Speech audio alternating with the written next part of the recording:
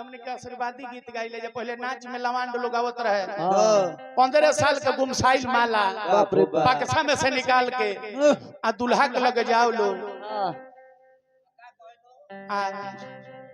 सेहरा के नेग हमारे होला अरे दुल्हायो लबेला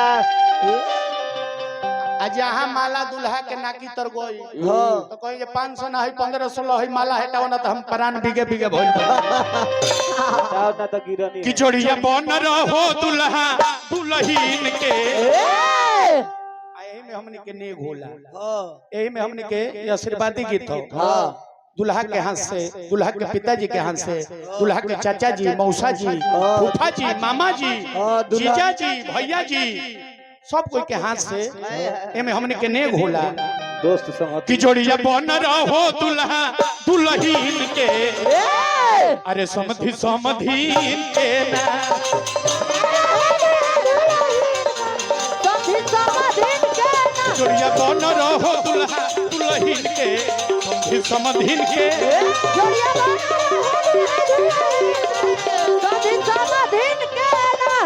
दुल्हा दुल्हीन के हो समधि समधीन के दुल्हा दुल्हीन के हो समधि समधीन के दुल्हा दुल्हीन के हो समधि समधीन के दुल्हा दुल्हीन के हो समधि समधीन के जोड़िया बन रहो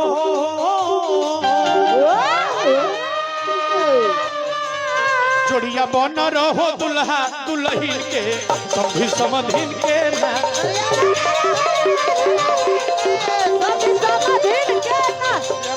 हो दुल्हा दुल्हीन के समधीन के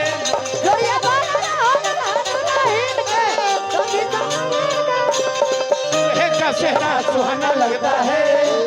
दुल्हा का तो दीवाना लगता है दुल्हे का चेहरा सुहाना लगता है दुल्हा का तो दीवाना लगता है पल भर में कैसे बदलते हैं इसे अब तो हर अपना बेगाना लगता है कैसे बदलते हैं रिश्ते अब तो हर अपना बेगाना लगता है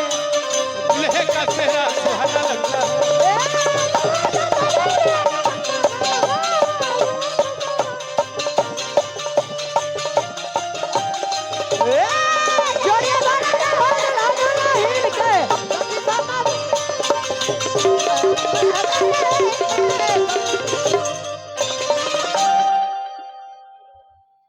दुल्हा सरकार